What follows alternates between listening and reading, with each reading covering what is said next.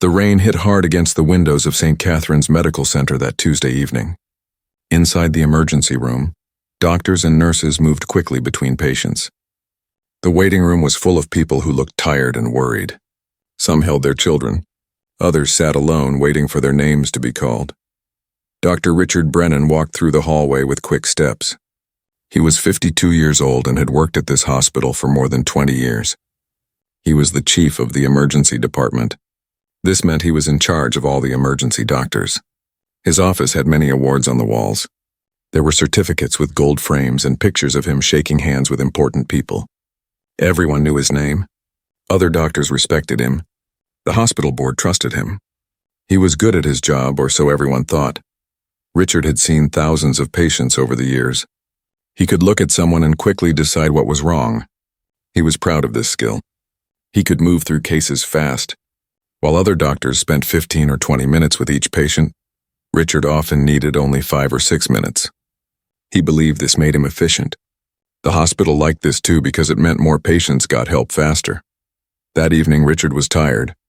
He had already seen 23 patients during his shift. His feet hurt. His back was sore from standing all day.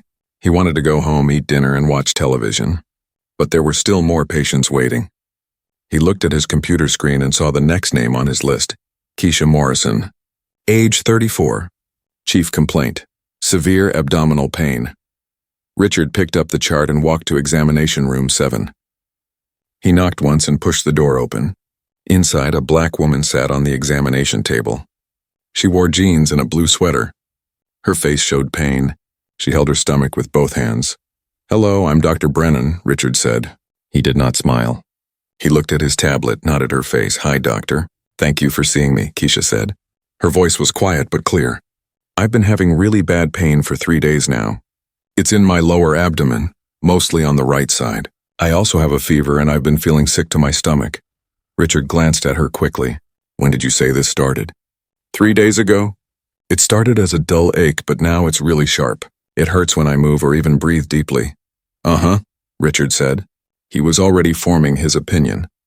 He had seen many young women come to the emergency room with stomach pain. Most of the time it was nothing serious. Period cramps, stress, sometimes they just wanted pain medicine.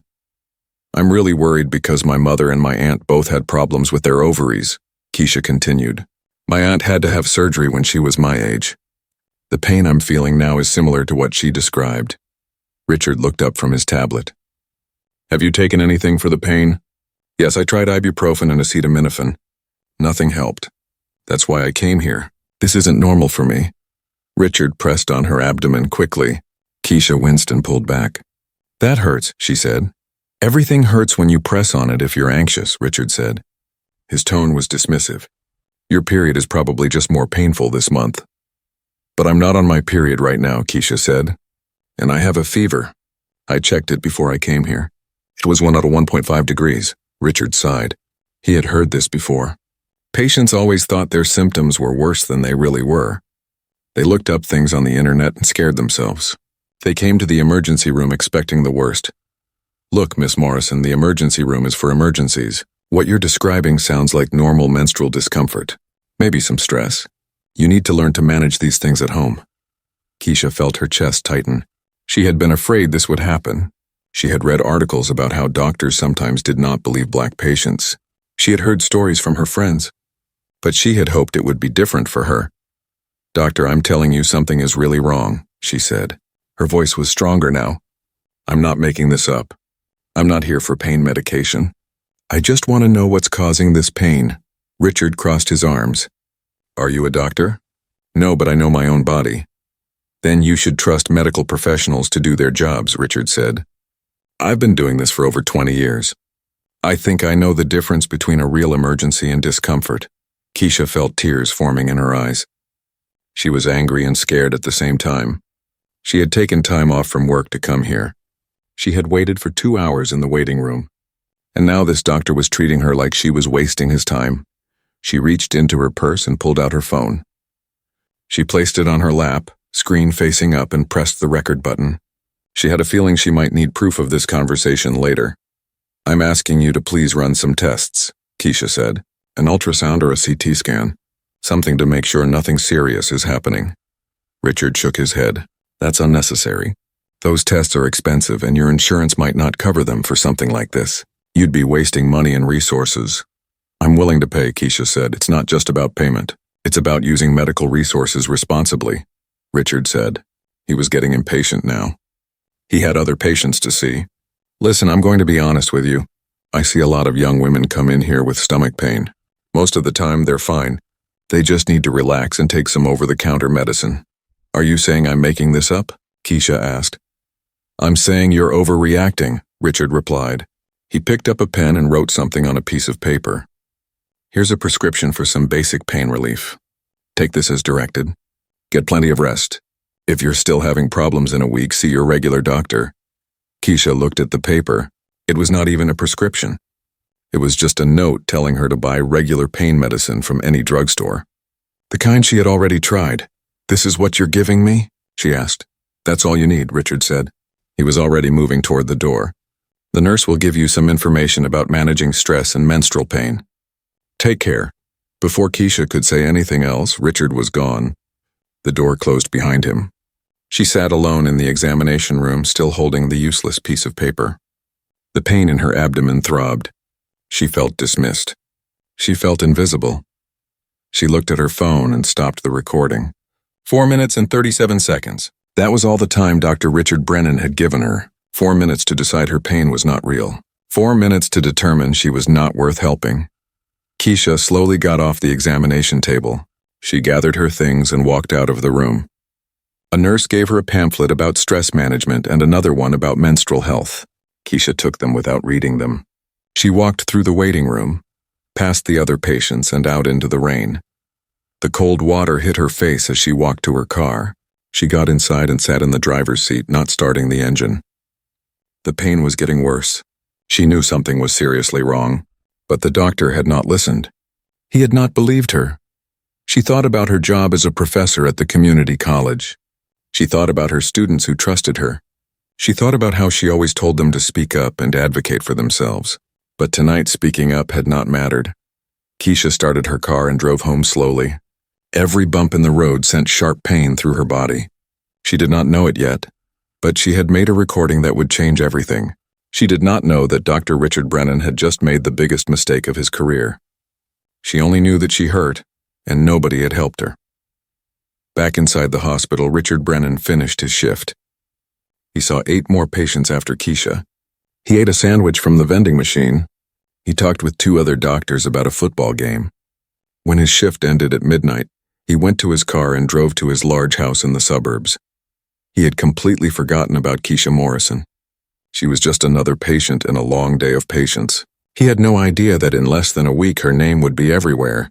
He had no idea that the 4 minutes and 37 seconds in that examination room would cost him everything he had spent 20 years building. The next morning, Keisha woke up feeling worse. The pain had spread across her entire lower abdomen. It felt like someone was stabbing her from the inside. She tried to stand up, but her legs felt weak. She managed to walk to the bathroom, but even that small movement made her want to scream. She looked at herself in the mirror. Her face was pale. Dark circles sat under her eyes. She had barely slept because the pain kept waking her up. She touched her forehead. It was hot. The fever was still there, maybe even higher than before. Keisha took more pain medicine even though she knew it would not help.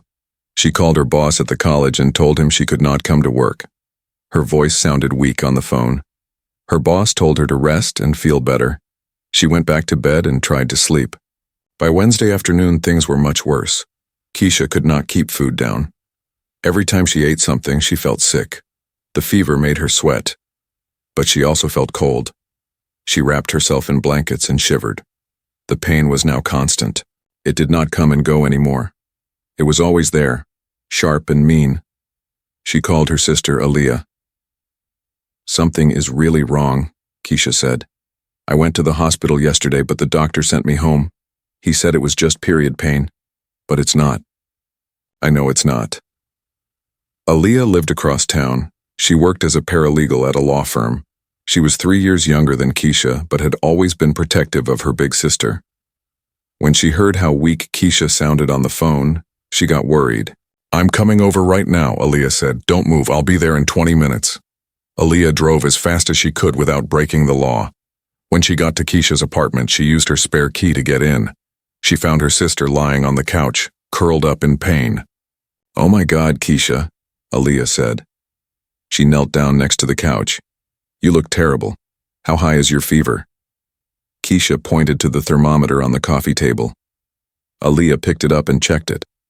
The last reading was 102.8 degrees. That was very high. "We're going to the hospital," Aaliyah said. "Right now. A different hospital." "They're just going to send me home again," Keisha said. Tears rolled down her face. "That doctor yesterday made me feel like I was making it all up." "We're going to Mercy General," Aaliyah said. "That's where my friend's mom works. She's a nurse there. She says the doctors actually listen to people. Come on, can you walk?" Keisha tried to stand up. The pain was so bad that she cried out. Aaliyah had to help her walk to the car. Every step hurt. By the time they got Keisha into the passenger seat, both sisters were scared. The drive to Mercy General took 30 minutes. Aaliyah ran 2 red lights because she was so worried. She kept looking over at Keisha, who had her eyes closed and was breathing hard. When they finally got to the emergency room entrance, Aaliyah jumped out and ran inside for a wheelchair. The staff at Mercy General worked differently than at St. Catherine's. The triage nurse took one look at Keisha and marked her as urgent. She did not dismiss Keisha's pain. She did not say it was probably nothing. She took Keisha's temperature, which was now 103.1 degrees, and told them a doctor would see her very soon. They only waited 15 minutes. Then a doctor came out to get them. Her name was Dr. Sarah Chen. She was younger than Dr. Brennan, maybe in her late 30s. She had kind eyes and a calm voice. "Tell me what's going on," Dr. Chen said after they got Keisha into an examination room. Keisha explained everything. The 3 days of pain, the fever, the nausea, her family history of ovarian problems. She also told Dr. Chen about going to St. Catherine's the night before and being sent home. Dr. Chen listened to everything. She did not interrupt. She did not look at her watch or act like she was in a hurry. When Keisha finished talking, Dr. Chen examined her carefully. When she pressed on Keisha's abdomen, Keisha cried out in pain. Dr. Chen's face became serious. "I'm going to order some tests right away," Dr. Chen said. "Blood work, imaging, the whole thing. Something is definitely going on, and we need to find out what it is." Aaliyah felt relief wash over her. Finally, someone was taking this seriously. The next hour passed in a blur. Nurses came and took blood samples. They started an IV in Keisha's arm to give her fluids because she was dehydrated. Then they took her for a CT scan. Keisha had to lie very still while the machine took pictures of the inside of her body. The pain made it hard to stay still, but she did her best. Dr. Chen looked at the scan results as soon as they came back. What she saw made her heart beat faster. She walked quickly back to Keisha's room. "Keisha, we found the problem," Dr. Chen said. "You have a ruptured ovarian cyst. It's caused a serious infection in your pelvic area. This is a medical emergency. We need to get you into surgery right away." Keisha started to cry. She was not crying because she was scared of surgery. She was crying because she had been right. Something really was wrong, and that doctor at St. Catherine's had sent her home anyway. "How bad is it?" Aaliyah asked. She was holding Keisha's hand. Dr. Chen looked at both sisters. She believed in being honest with patients. "It's serious. If Keisha had waited much longer to come in, the infection could have spread to her bloodstream. That's called sepsis, and it can be deadly. But you came in time. We're going to fix this." Within minutes, nurses were preparing Keisha for emergency surgery. They gave her medicine to help with the pain. They explained what would happen during the operation. A surgeon came in to talk to her. His name was Dr. Patel, and he had done this kind of surgery many times before. "You're going to be okay," Dr. Patel told Keisha. "We'll remove the ruptured cyst and clean out the infection. You'll need to stay in the hospital for a few days after surgery, but you'll recover." Aaliyah was allowed to stay with Keisha until they took her into the operating room. She squeezed her sister's hand. "I'm so sorry that other doctor didn't help you," Aaliyah said. This should never have happened. I know, Keisha said. Her voice was soft because of the pain medicine they had given her, but I'm going to be okay now. They wheeled Keisha away on a bed. Aaliyah watched until her sister disappeared through the double doors that led to the surgical unit.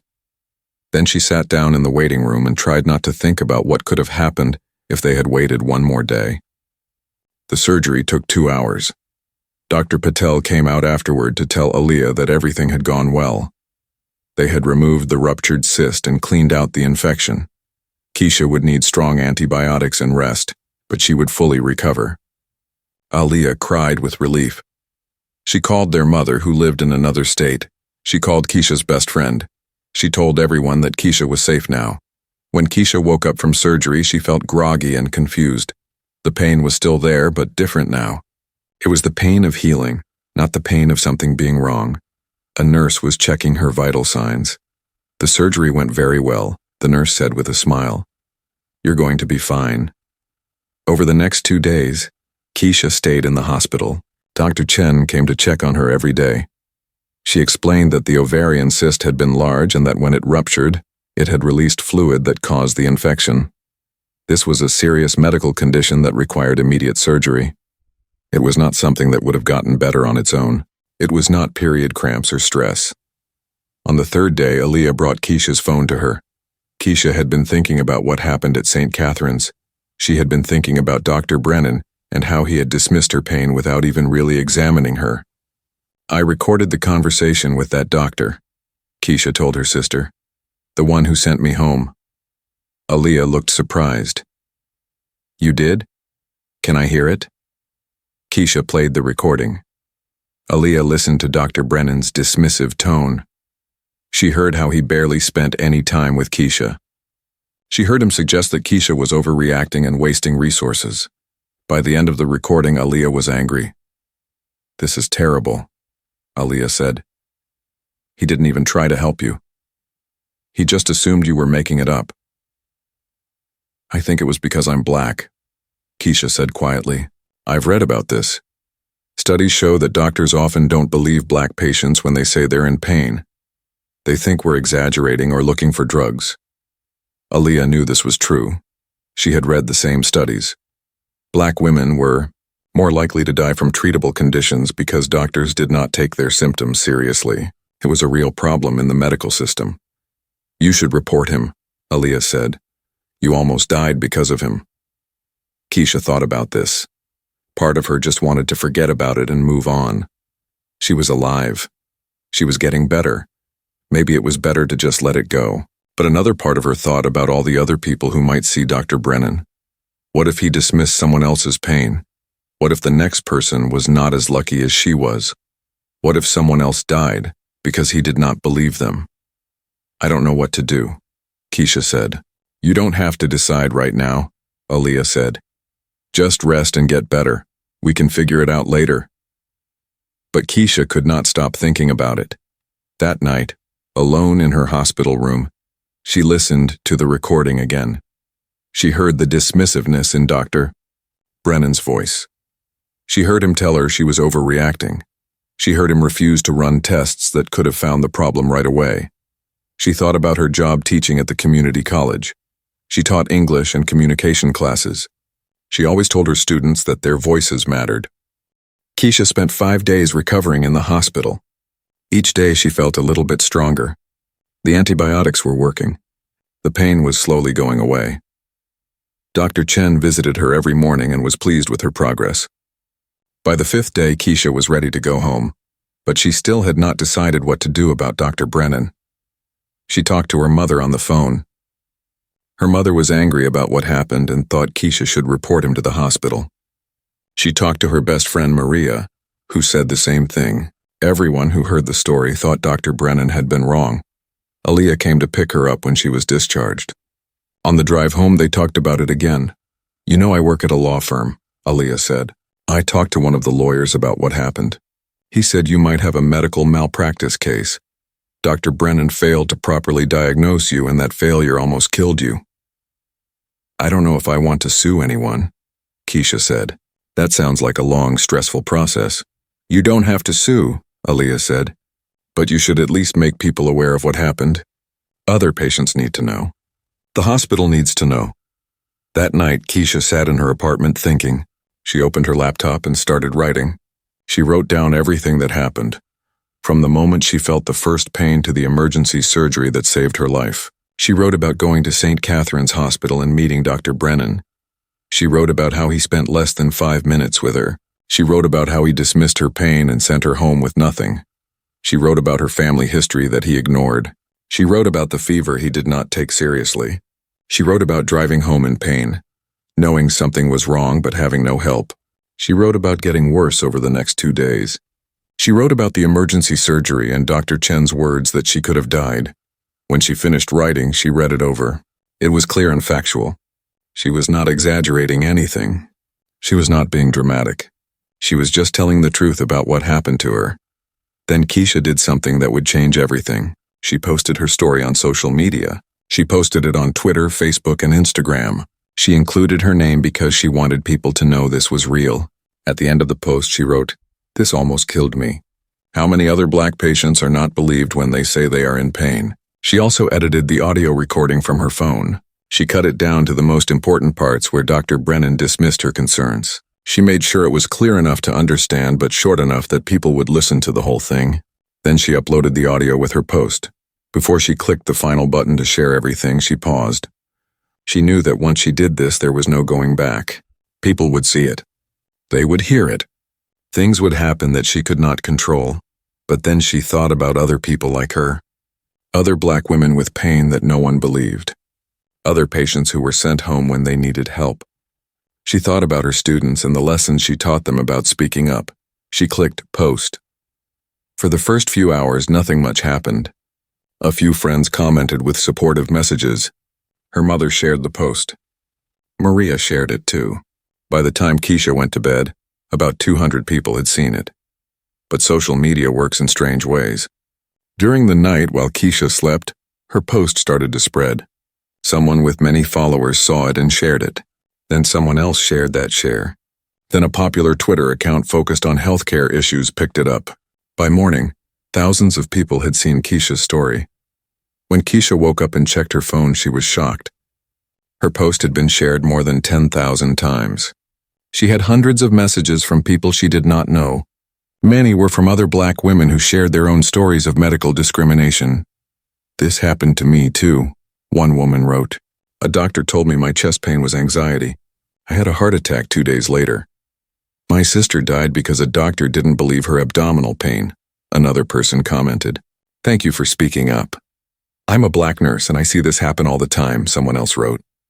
Doctors treat Black patients differently, especially Black women. It's a real problem. The comments kept coming. Story after story. Some were about pain that was dismissed. Others were about symptoms that were ignored. Some were about loved ones who died because doctors did not take them seriously. By afternoon, local news reporters had found Keisha's post. Her phone started ringing. The first call was from a reporter at the local television station. "Ms. Morrison, I saw your post about your experience at St. Catherine's Hospital," the reporter said. "Would you be willing to talk to us on camera?" Keisha was not sure. She had not expected this much attention. She had just wanted to share her story. Maybe help a few people avoid the same situation. "I need to think about it," Keisha said. But the calls kept coming. Newspapers wanted to interview her. Radio stations wanted her to come on their shows. Even some national news websites reached out. Everyone wanted to hear about what happened with Dr. Brennan. Keisha talked to Aaliyah about it. "This is getting really big," Keisha said. "I don't know if I'm ready for all this attention." "But look at all these people responding," Aaliyah said, scrolling through the comments on Keisha's post. "Your story is helping people feel heard. It's showing that this is a real problem. Maybe you should talk to the reporters." Keisha agreed to do one interview with the local TV station. The reporter came to her apartment with a camera operator. They asked her to tell her story. Keisha spoke calmly and clearly. She showed them the audio recording. She showed them her discharge papers from Mercy General that proved she had emergency surgery for a ruptured ovarian cyst. The news story aired that evening. It was the lead story on the 6 o'clock news. Local professor nearly dies after hospital visit was the headline. They played part of the audio recording. They showed Keisha talking about her experience. They even got a comment from Dr. Chen at Mercy General, who confirmed that Keisha's condition had been serious and life-threatening. After the news story aired, everything exploded. Within hours, Keisha's original social media post had been shared 100,000 times. National news websites picked up the story. It started trending on Twitter. People were using hashtags like Believe Black Patients and Medical Racism. St. Catherine's Hospital started getting phone calls. Angry people wanted to know how this could happen. Patient advocacy groups wanted answers. Civil rights organizations called for an investigation. The hospital's social media pages were flooded with comments demanding accountability. By the next morning, protesters had gathered outside St. Catherine's Hospital. There were not many at first, maybe 20 or 30 people. But by afternoon, there were more than 100. They carried signs that said Black Lives Matter in healthcare, and Our Pain is Real, and Fire Dr. Brennan. Local news cameras filmed the protest. Reporters interviewed the protesters. Many of them shared their own stories of being dismissed by doctors. Some had driven from other cities to be there. The protest grew throughout the day. Inside the hospital, administrators held emergency meetings. They had a public relations crisis on their hands. The hospital's phone lines were jammed. Their website was crashing from too much traffic. Donations were being canceled. Patients were calling to move their appointments to other hospitals. And Dr. Richard Brennan, whose name was now all over the news and social media, finally learned what was happening. He was at home when his wife showed him the news story on her tablet. "Richard, is this true?" His wife, Patricia, asked. Her voice shook. "Did you really do this?" Richard watched the news story with growing horror. He saw Keisha's face. He heard his own voice on the recording dismissing her pain. He heard the news reporter say that Keisha had almost died because she was sent home without proper care. "I see hundreds of patients," Richard said defensively. "I can't remember every single person. She probably did not seem that sick when I saw her." "Richard, they have a recording. We can all hear how you treated her." Richard felt his world starting to crumble. He grabbed his phone and called the hospital's chief administrator. The line was busy. He tried again. Still busy. He sent an email. No response. His own phone started ringing. Numbers he did not recognize. He knew they were reporters. He did not answer. Then his colleagues started calling. Some wanted to know if the story was true. Others were angry. A few offered support, but not many. Patricia was reading the comments on social media. "Richard, people are really angry. They're calling you racist. They're saying you have a pattern of dismissing black patients." "That's not true," Richard said. But even as he said it, he felt uncertain. He thought about all the patients he had seen over the years. Had he treated black patients differently? He did not think so, but the recording made him sound terrible. On social media, the conversation kept growing. Medical professionals joined in. Some defended doctors, saying emergency rooms were stressful places where mistakes could happen. But many more shared their own observations about racial bias in healthcare. They shared studies showing that black patients received less pain medication than white patients. They shared statistics about maternal mortality rates for black women. They shared research about how medical students were taught false ideas about biological differences between races. The story had touched a nerve. It was not just about one doctor and one patient anymore. It was about a system that failed to treat all patients equally. It was about the real consequences of racial bias in medicine. By the end of the week, Dr. Richard Brennan's name was known across the country. Articles about the case appeared in major newspapers. Medical journals wrote about it. It became a topic on talk shows and podcasts. Everyone had an opinion. Some people defended him, saying that one mistake should not destroy a career. Others said this was not just one mistake, but evidence of a bigger problem. The debate raged online and in person. For Keisha, the attention was overwhelming. She had to take more time off from work because reporters kept showing up at the college. She stopped reading all the comments on social media because some of them were mean. People accused her of lying or trying to get money. But most people believed her and supported her. She received messages from hundreds of women thanking her for speaking up. Some sent flowers. Others sent cards. A few even sent money, though Keisha returned it. She did not want money. She just wanted things to change. St. Catherine's Hospital finally released a statement. They said they took the matter seriously and were investigating. They placed Dr. Brennan on administrative leave while they reviewed the case. They apologized to Keisha and said they were committed to providing equal care to all patients. But for many people, this was not enough. The protests outside the hospital continued. Civil rights groups called for Dr. Brennan to lose his medical license. Patients who had seen Dr. Brennan started coming forward with their own complaints. And at home, alone in the house that suddenly felt too big and too quiet, Dr. Richard Brennan realized that his life would never be the same. Everything he had built over 20 years was falling apart, all because of 4 minutes and 37 seconds in an examination room. All because he had not believed a woman when she said she was in pain. St. Catherine's Hospital moved quickly to control the damage. The morning after Dr. Brennan was placed on administrative leave, the hospital announced a full internal investigation. They hired an outside firm that specialized in reviewing medical cases. They also formed a committee that included patient advocates, doctors, and community members. The hospital's chief administrator, Margaret Chen, held a press conference. She stood in front of dozens of reporters and cameras. Her face was serious. She knew that the hospital's reputation was at stake. "We take these allegations very seriously," Margaret said. "Patient care and safety are our top priorities. We are conducting a thorough review of Dr. Brennan's cases, and we will take appropriate action based on what we find. We are also reviewing our policies to ensure that all patients receive the same high standard of care, regardless of their race or background." But the reporters had tough questions. "How could this happen at your hospital?" one asked. "Were there warning signs that were ignored? Did other patients complain about Dr. Brennan?" Another reporter called out. Margaret promised transparency but could not answer specific questions during an ongoing investigation. The press conference did little to calm the public anger. Meanwhile, the investigation team got to work.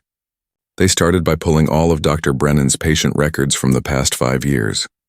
This was thousands of cases. They began analyzing the data, looking for patterns. What they found was troubling. When they compared how long Dr. Brennan spent with different patients, a pattern emerged. On average, he spent 12 minutes with white patients. With black patients, the average was only 7 minutes. With Hispanic patients, it was 8 minutes. The difference was significant. It was not just a minute or two. It was almost half the time. And this pattern held across all types of cases, from minor injuries to serious complaints.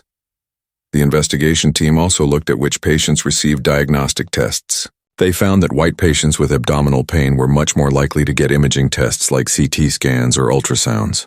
Black patients with the same complaints were more likely to be sent home with pain medicine recommendations. Then they started finding the complaints. Over the past 5 years, 14 different patients of color had filed informal complaints about Dr. Brennan. These complaints had been submitted to the Patient Relations Department, but they had never been compiled or analyzed as a group. One black man had complained that Dr. Brennan assumed he was looking for pain medication when he came in with a broken arm. A Hispanic woman said Dr. Brennan barely examined her before dismissing her chest pain as anxiety. She later found out she had an irregular heartbeat that needed treatment. An Asian American patient said Dr. Brennan made comments about how people from her culture complained too much about pain. Each complaint had been handled individually. The Patient Relations Department had sent apologetic letters. In some cases, they offered small refunds or gestures of goodwill. But no one had ever looked at all these complaints together. No one had seen the pattern. The State Medical Board also opened its own investigation. They had the power to suspend or revoke Dr. Brennan's medical license. They took this responsibility seriously. They assigned 2 investigators to the case and gave them access to all the hospital records. The medical board investigators interviewed former patients. They contacted everyone who had filed a complaint about Dr. Brennan. Many of these patients were willing to talk. They had felt unheard for years, and now someone was finally listening. A woman named Diane Thompson agreed to tell her story. 3 years ago, she had gone to St. Catherine's emergency room with severe headaches. Dr. Brennan had told her it was stress and sent her home with a recommendation to meditate. 2 days later, she collapsed at work. Another hospital found a brain aneurysm. She needed emergency surgery. She could have died. "I tried to tell him how bad the pain was," Diane said during her interview, "but he acted like I was wasting his time. He kept looking at his watch.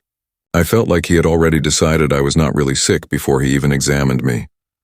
Another former patient, Marcus Jackson, shared his experience. He had come to the emergency room with back pain after a construction accident. Dr. Brennan accused him of trying to get pain medication to sell on the street. Marcus had been humiliated. It turned out he had a herniated disc that required surgery. "I've never sold drugs in my life," Marcus told the investigators. "I have a good job. I have a family." But he looked at me and saw what he wanted to see. He saw a black man asking for pain medicine, and he assumed I was an addict. The investigators also interviewed hospital staff. Some nurses remembered incidents with Dr. Brennan. One nurse, who asked to remain anonymous, said she had noticed his different treatment of patients years ago. "I saw him spend 30 minutes with a white woman who had a minor cut," the nurse said. "But when a black teenager came in with a sports injury, he spent maybe 5 minutes and told the kid to tough it out." I thought about saying something, but Dr. Brennan was powerful at the hospital. I was afraid I would lose my job. Several medical residents who had trained under Dr. Brennan came forward with their own observations. One former resident named Dr. James Lee said that Dr. Brennan had made troubling comments during teaching rounds. He would make generalizations about different groups of patients, Dr. Lee explained. He once said that black patients had a higher pain tolerance, so we should not worry too much about their pain complaints. Another time, he suggested that Hispanic patients were dramatic about their symptoms. These were not evidence-based statements. They were stereotypes, but he presented them as medical facts to young doctors in training. The investigation expanded beyond just medical care. Investigators looked at Dr. Brennan's social media accounts. They found posts that raised concerns. While he had never posted anything explicitly racist, there were patterns in what he shared and liked. He frequently shared articles that criticized social programs that helped poor communities.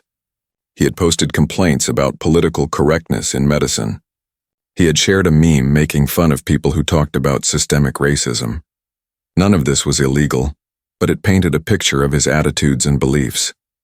It suggested that racial bias might have influenced his medical decisions, even if he did not realize it. Dr. Brennan, meanwhile, had hired a lawyer.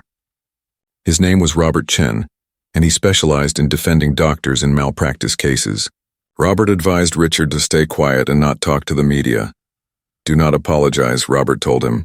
"Do not admit any wrongdoing. Anything you say can be used against you in court." "But I want to explain my side," Richard said. "People think I'm racist. I'm not racist. I just practice efficient medicine."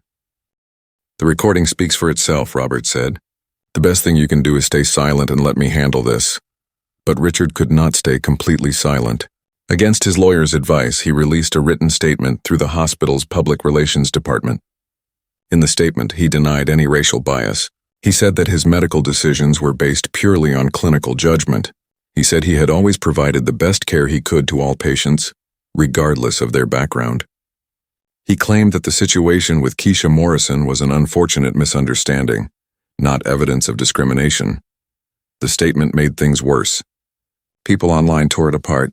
They pointed out that he called Keisha's near-death experience a misunderstanding. They noted that he did not apologize or show any remorse. They said his statement proved he did not understand the seriousness of what he had done. Even some of Richard's own colleagues were disappointed by the statement. Dr. Sarah Chen, the doctor who had saved Keisha's life, gave an interview to a medical journal. She did not mention Richard by name, but her words were clear. "When a patient tells us they are in pain, we need to believe them," Dr. Chen said. "We need to examine them thoroughly. We need to run appropriate tests. Our implicit biases can literally kill people. Every doctor needs to recognize this and work to overcome it." As the investigation continued, more troubling information came to light. Journalists started digging into Richard's background. They found that during medical school, he had been disciplined once for making an inappropriate comment to a black classmate. The incident had been handled internally, and Richard had apologized at the time. But now it became part of the public record. They also found that Richard lived in an expensive neighborhood that was more than 90% white. His country club had very few members of color. His social circle, as seen in his social media photos, included almost no people of color. This did not prove he was racist, but it suggested he had little personal interaction with people from different backgrounds. One investigative reporter wrote a long article examining Richard's entire career. The article included interviews with dozens of former patients and colleagues. The picture that emerged was of a doctor who was technically competent but who had blind spots when it came to treating patients who did not look like him.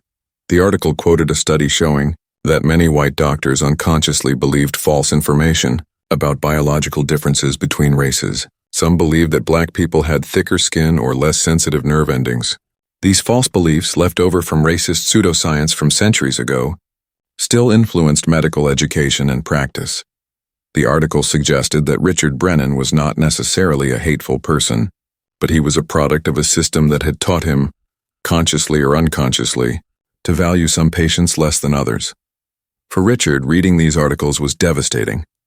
He had always thought of himself as a good person. He had dedicated his life to medicine. He had saved lives, and now he was being portrayed as a villain. He sat in his home office, which had once been filled with awards and certificates of achievement. Many of those awards had been sent back to the organizations that gave them. Some organizations had publicly distanced themselves from him. His name had been removed from a scholarship fund he had helped establish. His wife, Patricia, was struggling too. She was a school principal, and parents at her school were talking about the case. Some parents had asked if she shared her husband's views. Patricia had worked in education for 20 years, much of that time in diverse schools. She had always believed in equality. Now people were questioning her because of her husband's actions. "Maybe we should move," Patricia said one evening. "Start over somewhere else. Run away?" Richard said bitterly. "How would that help?"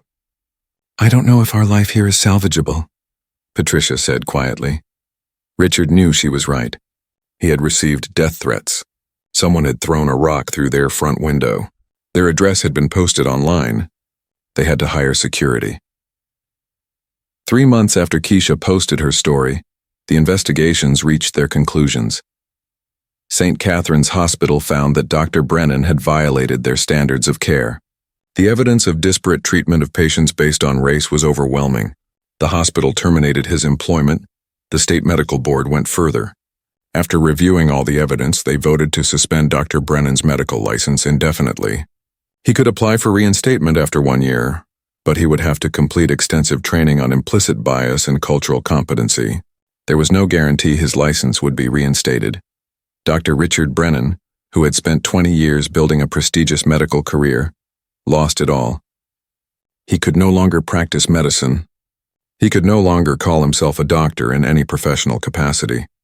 Everything he had worked for was gone. 3 months after losing his medical license, Richard Brennan's life looked completely different. He woke up each morning in a small apartment instead of his large suburban house. The apartment had 2 bedrooms and cheap furniture. The walls were thin. He could hear his neighbors arguing. It was a far cry from the quiet, expensive neighborhood where he had lived for 15 years. Money was a constant worry now. Richard had always made a good salary as an emergency room doctor and department chief. He and Patricia had lived comfortably. They had savings, investments, and a retirement fund.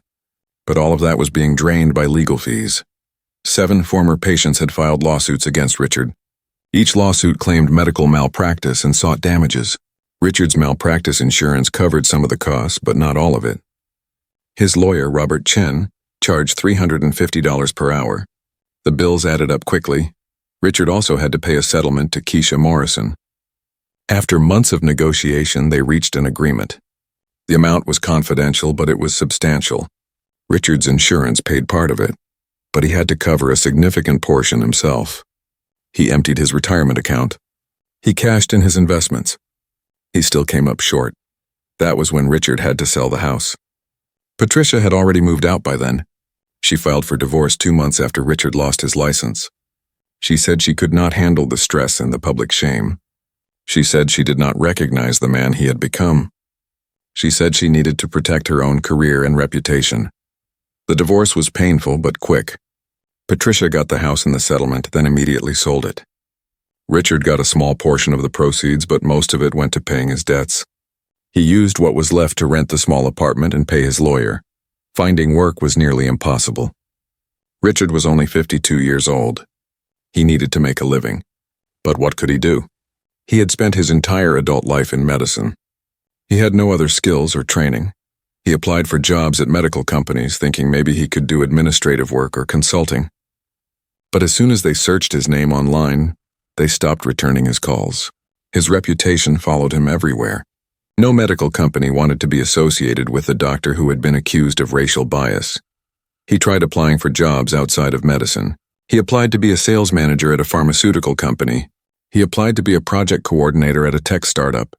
He even applied to be a manager at a retail store. Nothing worked. He was either overqualified or too well known. Either way, no one wanted to hire him.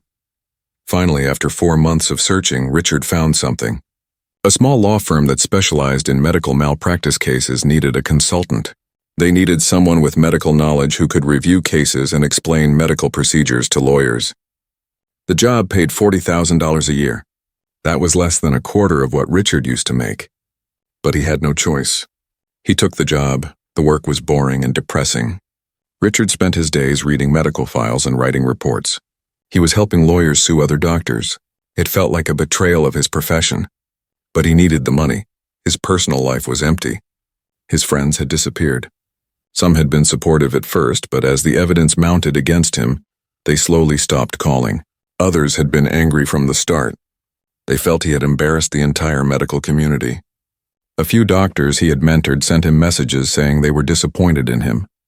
His children had complicated feelings about the situation. His daughter Jennifer was a college student. She had grown up proud of her father, the doctor. Now she was ashamed. Her friends had seen the news stories. Some people at her college had confronted her about her father's actions. She stopped telling people her last name. She stopped answering Richard's phone calls. His son Michael was more forgiving. He was in high school and still lived with Patricia. Michael visited Richard sometimes at the small apartment, but the visits were awkward. They did not know what to talk about. Richard could see the disappointment in his son's eyes. The psychological toll was severe. Richard, who had always been confident and sure of himself, was now filled with doubt. He started seeing a therapist because he was having trouble sleeping. He had nightmares about Keisha Morrison. In the dreams, she died because of him. He would wake up sweating and shaking. The therapist, Dr. Nina Patel, tried to help Richard process what had happened. She asked him difficult questions. "Do you think racial bias influenced your treatment of Ms. Morrison?" Dr. Patel asked during one session. Richard wanted to say no. He wanted to insist that he had treated all patients the same, but after months of forced reflection, after reading all the evidence that had been gathered against him, he could not say that anymore. "I don't know," Richard said. "I never thought I was racist. I never used racial slurs. I never consciously decided to treat someone differently because of their skin color. But the data does not lie. I did spend less time with black patients. I did order fewer tests for them.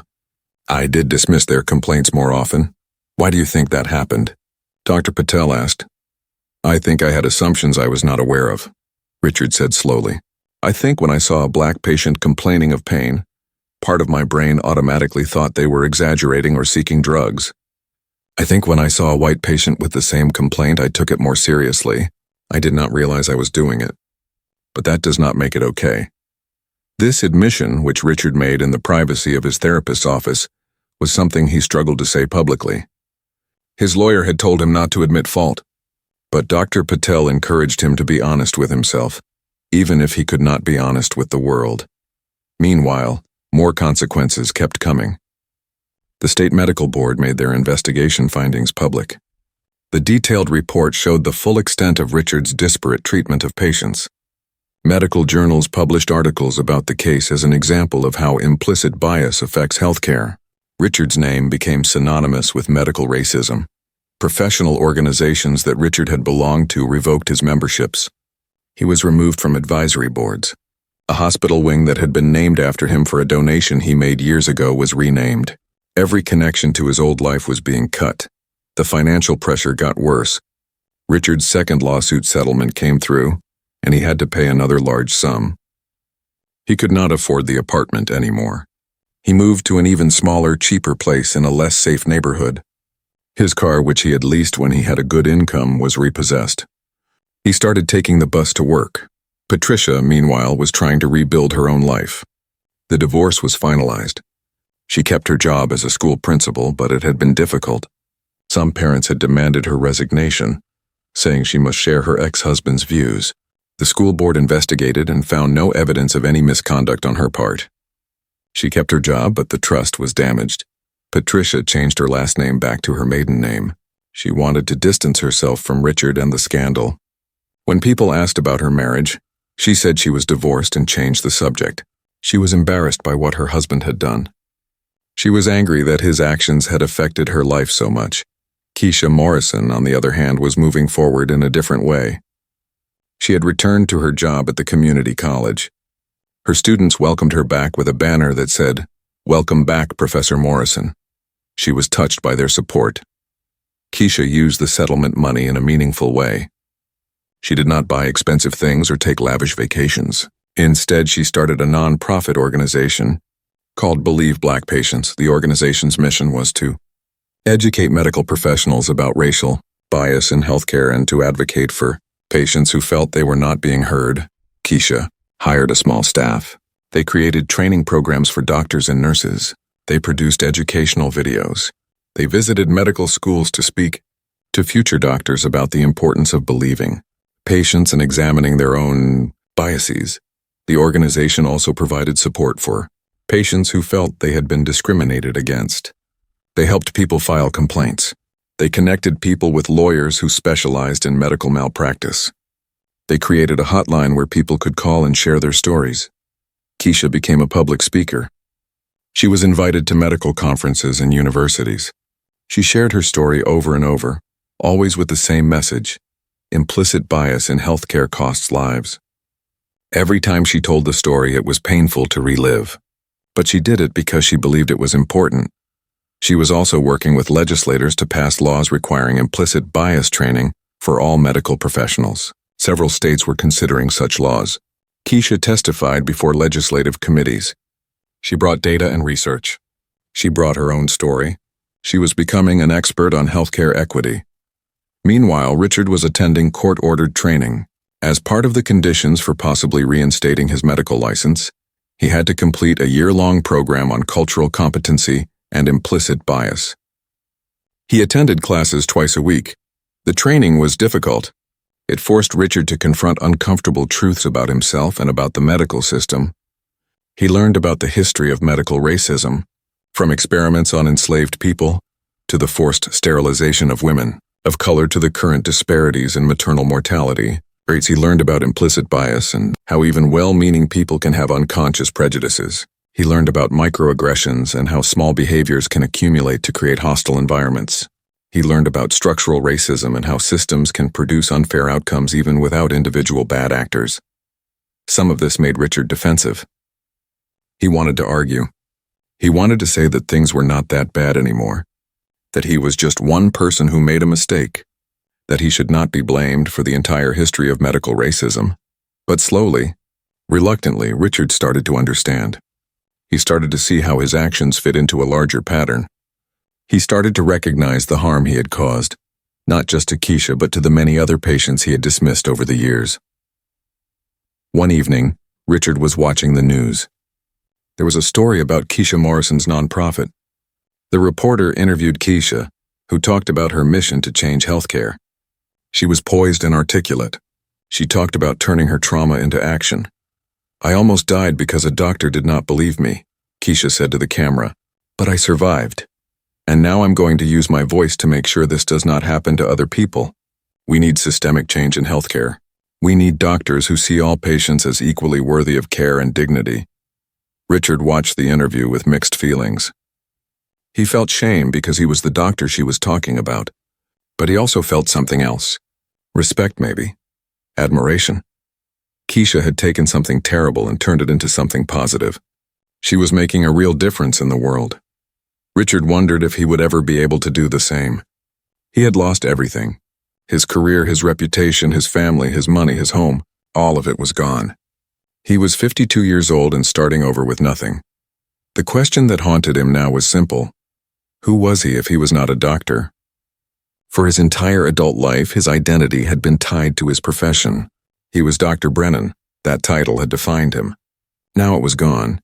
He had to figure out who Richard Brennan was without the doctor title. He had to decide if he could become a better person. He had to learn if it was possible to redeem himself after causing so much harm. These were questions he could not answer yet. But for the first time, he was finally asking them. 2 years had passed since that rainy Tuesday evening when Keisha Morrison walked into St. Catherine's emergency room. The world looked very different for everyone involved in what had happened that night.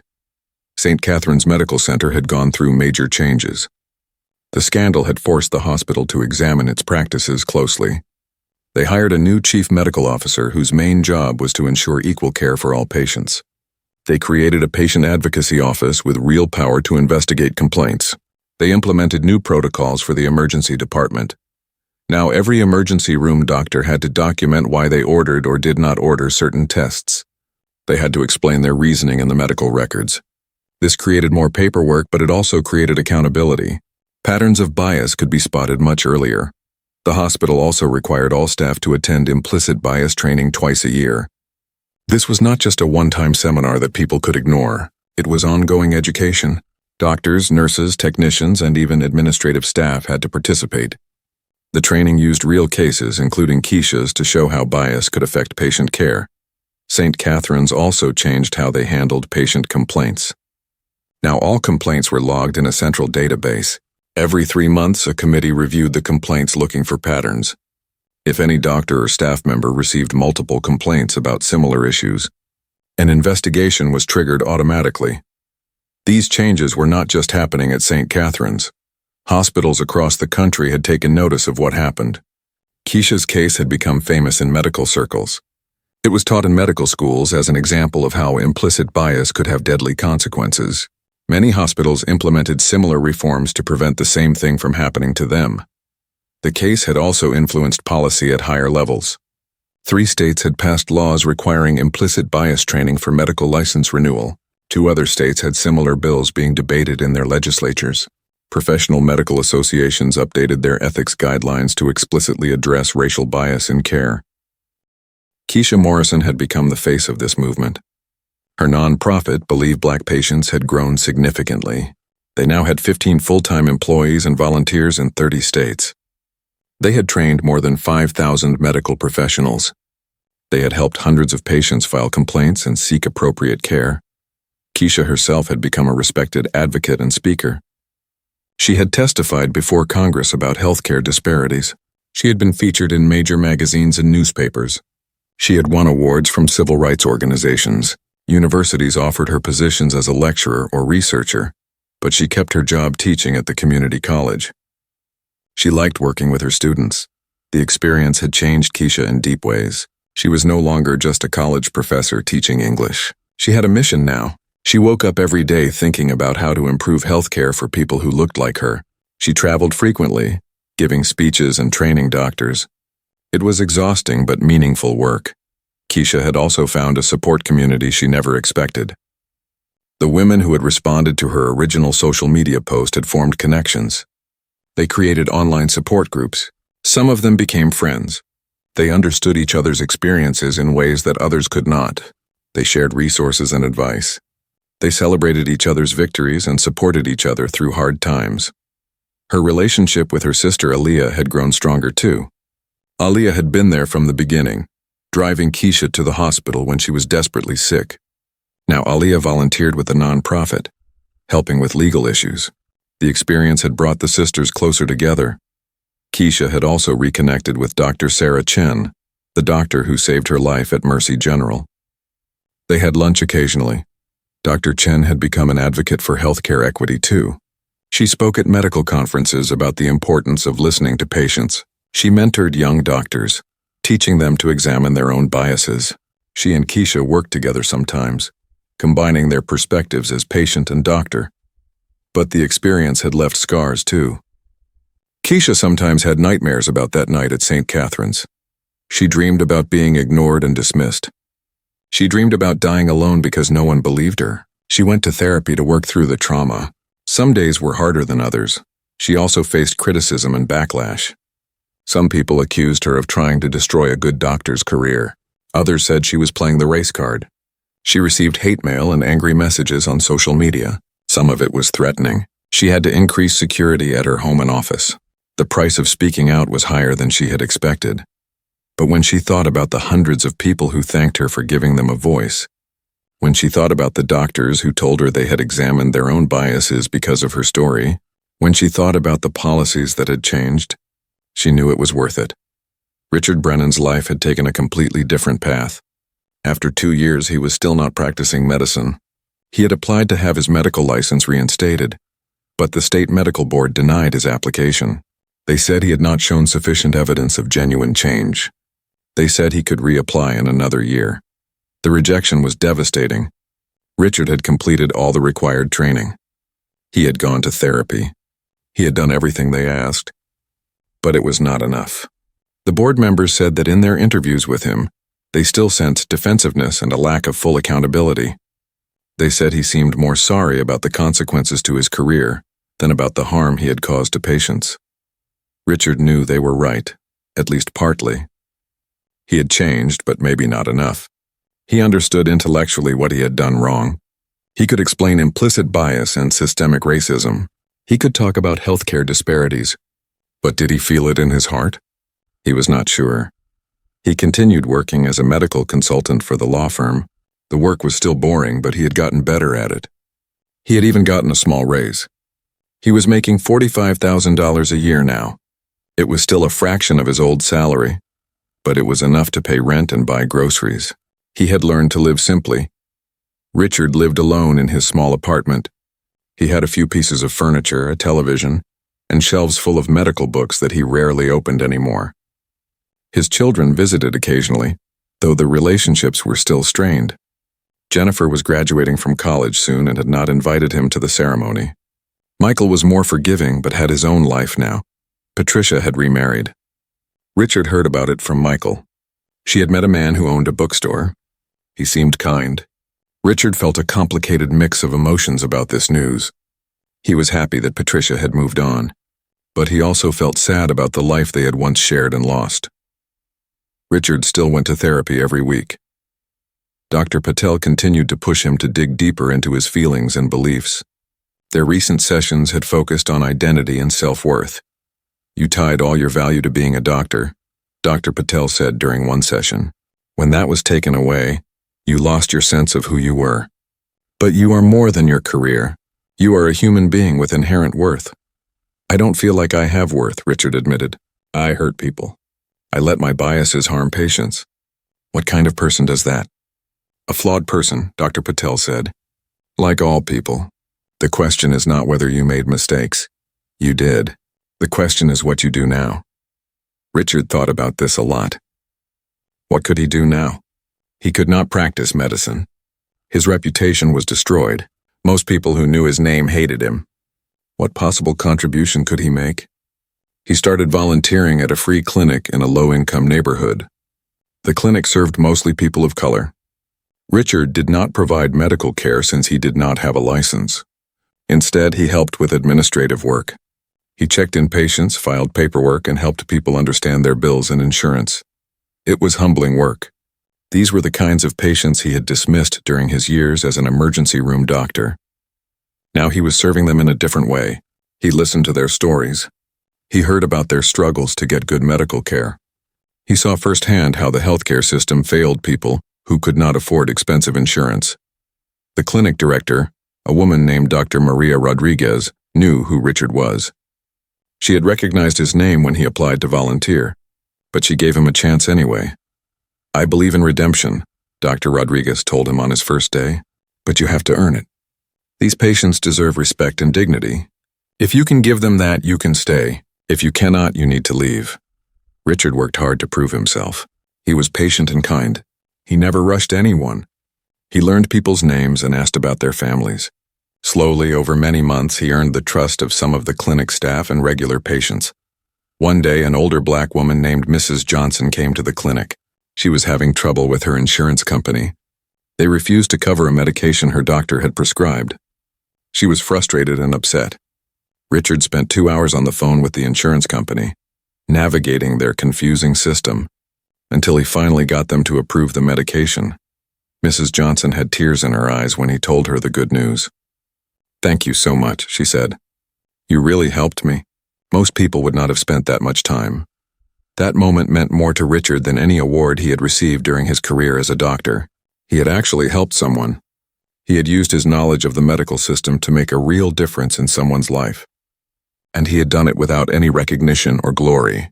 He had done it just because it was the right thing to do. Richard was also writing. He had started keeping a journal as part of his therapy, but recently he had begun writing something else.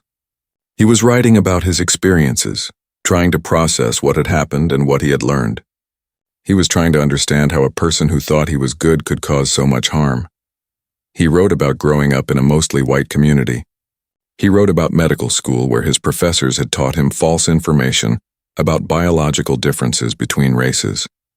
He wrote about how he had spent years in a bubble of privilege, never really seeing or understanding the experiences of people different from himself. He wrote about his assumptions and biases. He wrote about how he had dehumanized patients without even realizing it. He wrote about efficiency and how his desire to see patients quickly had led him to make snap judgments based on stereotypes rather than careful medical assessment. He was not sure what he would do with this writing. Maybe nothing. Maybe he would just keep it for himself as a record of his journey. Or maybe someday it could help other doctors avoid making the same mistakes. Richard had also done something difficult. He had written a letter to Keisha Morrison. It took him months to write because he kept starting over, trying to find the right words. He did not send it to her directly because he did not want to intrude on her life or seem like he was seeking forgiveness. Instead, he sent it to her nonprofit's office, saying it could be thrown away if she did not want to read it. In the letter, Richard apologized. He did not make excuses. He did not try to explain away what he had done. He simply said he was sorry. He acknowledged the harm he had caused. He said he understood that his apology could never undo the pain and trauma she had experienced. He said he was working to become a better person, not to rebuild his career, but because it was the right thing to do. He never received a response, and he did not expect one. Keisha did not owe him anything. The letter was not about getting forgiveness. It was about taking responsibility. Keisha had received the letter. She read it once and put it in a drawer. She was not ready to forgive Richard Brennan. Maybe she never would be. The trauma of being dismissed and almost dying was still real. The nightmares still came sometimes. The anger was still there. But she also recognized that the letter showed some genuine remorse.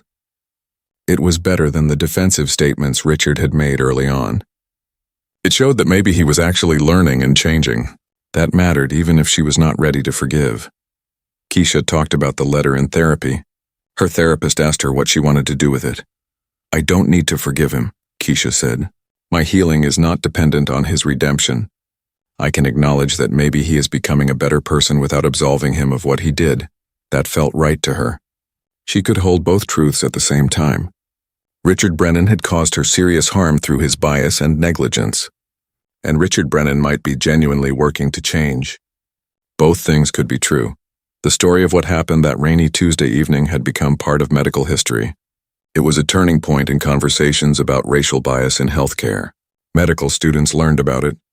Doctors discussed it. Patients referenced it when advocating for themselves. The case demonstrated that individual doctors did not operate in a vacuum. They were part of systems that could perpetuate inequality. But it also showed that change was possible.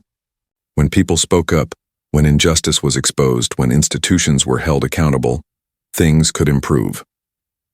St. Catherine's Hospital now had better outcomes for patients of color. The gaps in diagnostic testing and pain management were shrinking. More complaints were being taken seriously. The culture was changing slowly but measurably. On quiet evenings, both Keisha and Richard sometimes thought about that night 2 years ago.